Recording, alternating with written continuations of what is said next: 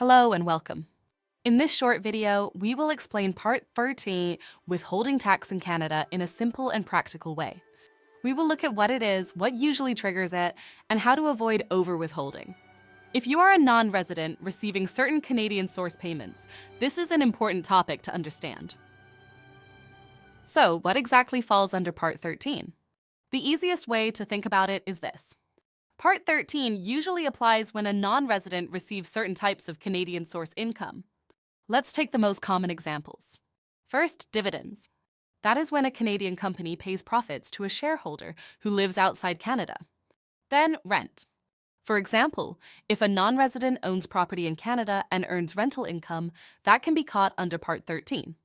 Next, royalties. These are payments for the use of things like software, intellectual property, trademarks, brand rights, or licensing rights. You can also have pensions. Certain pension payments coming from Canada to a non-resident may also be subject to withholding. And finally, trust amounts. In some cases, when a Canadian trust distributes income to a non-resident, this obligation can apply there too. So the key takeaway is simple. Part 13 usually follows the payment category. It is not mainly about someone physically coming to Canada to perform services. It is about the type of income being paid from Canada to a non-resident. That is the main logic to keep in mind. What usually triggers Part 13 is not physical presence in Canada. The main questions are, is the recipient a non-resident?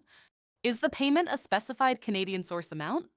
And is a Canadian payer making the payment or crediting it? If the answer is yes, Part 13 may apply. And then the next step is to check whether a tax treaty can reduce the withholding rate. In practice, clients often encounter Part 13 in common business situations. For example, a Canadian company may pay dividends to a foreign shareholder. A Canadian payer may also pay royalties for software, intellectual property, or brand rights.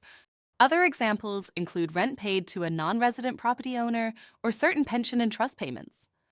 So, in real life, this obligation often appears when money is flowing from Canada to a non-resident under specific income categories. So how to avoid over-withholding? Few things you need to check. You should first confirm the payment type. Second, check if a treaty relief exists.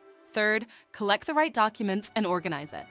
Fourth, withhold, remit, and report. If you are unsure whether Part 13 applies or whether a treaty can reduce the withholding rate, it is best to review the file before payment is made. That is often where errors, price and overpayments happen. At XIII & CA, we help clients review Canadian withholding tax exposure, treaty eligibility, and NR4 reporting requirements. Thanks for watching, and visit larevico.com to learn more.